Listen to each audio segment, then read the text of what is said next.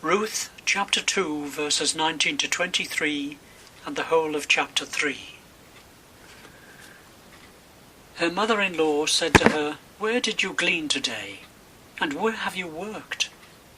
Blessed be the man who took notice of you."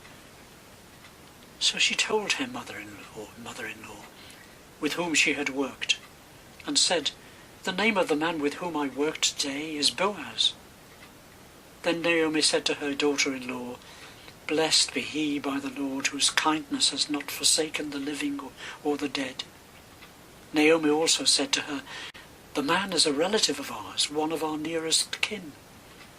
Then Ruth, the Moabite, said, "He even said to me, 'Stay close by my servants until they have finished all my harvest.'" Naomi said to Ruth, her daughter-in-law, "It is better, my daughter, that you go out with his young women, otherwise you might be bothered in another field." So she stayed close to the young women of Boaz, gleaning until the end of the barley and wheat harvests, and she lived with her mother-in-law. Naomi, her mother-in-law, said to her, "My daughter, I need to seek some security for you, so that it may be well with you. Now, here is our kinsman Boaz, with whose young women you have been working. See, he is winnowing barley tonight at the threshing floor. Now wash and anoint yourself, and put on your best clothes, and go down to the threshing floor. But do not make yourself known to the man until he has finished eating and drinking. When he lies down, observe the place where he lies. Then go and uncover his feet and lie down, and he will tell you what to do." She said to her, "All that you tell me I will do." So she went down to the threshing floor and did just as her mother-in-law had instructed her. When Boaz had eaten and drunk, and he was in a contented mood, he went to lie down at the end of the heap of grain. Then she came quietly and uncovered his feet and lay down.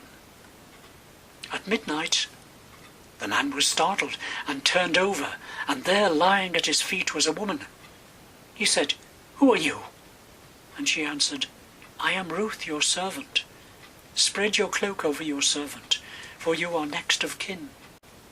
He said, "May you be blessed by the Lord, my daughter. This last instance of your loyalty is better than the first. You have not gone after young men, whether poor or rich. And now, my daughter, do not be afraid. I will do for you all that you ask, for all the assembly of my people know that you are a worthy woman. But now, though it is true that I am a near kinsman, there is another kinsman more closely related than I. Remain this night, and in the morning if he will act as next of kin for you, good, let him do so. If he is not willing to act as next of kin for you, then as the Lord lives, I will act as next of kin for you. Lie down until the morning." So she lay at his feet until morning, but got up before one person could recognize another. For he said, "It must not be known that the woman came to the threshing floor."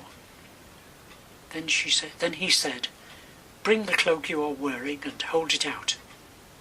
So she held it, and he measured out 6 measures of barley and put it on her back. Then he went into the city.